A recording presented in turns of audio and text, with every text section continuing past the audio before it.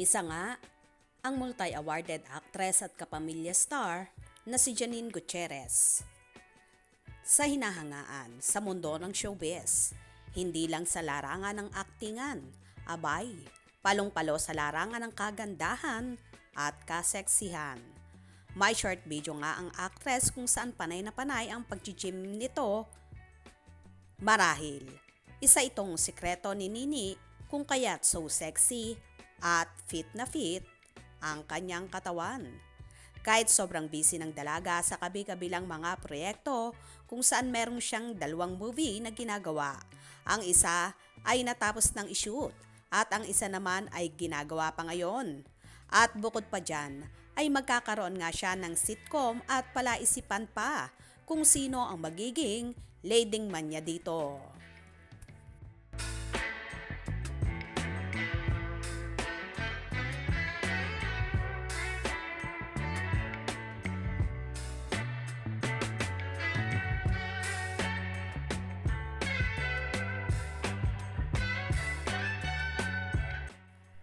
Marami namang Paunin supporters ang umaasa na si Paulo na ang makakasama sa naturang sitcom na yon ni Janine.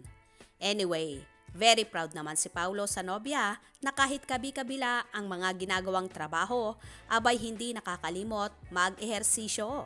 Kaya naman super ganda talaga ng korbada ng actress na umaakma sa natural beauty niya. Samantala kamakailan, sa Sunday variety show na asap natin to, nagbahagi rin si Nini ng short video kung saan may hawak-hawak siyang kape. O diba, pang Starbucks coffee ang peg at pagrampa ng dalaga.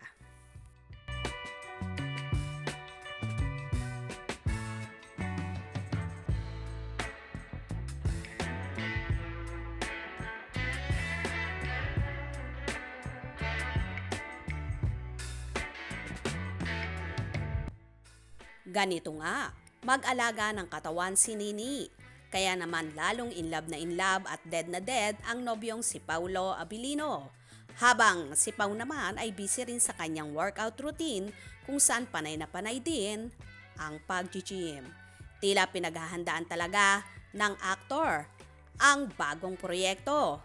Ito kaya ba ang sitcom na pagsasamahan nila ni Janine? Well, kung eto man yun, maraming Paunin supporters ang magbubunyi at magiging parang nasa ulap na naman ang pakiramdam ng kanilang mga tagahanga kapag nangyari ang muling pagsasama at pagtatambal ng Paunin.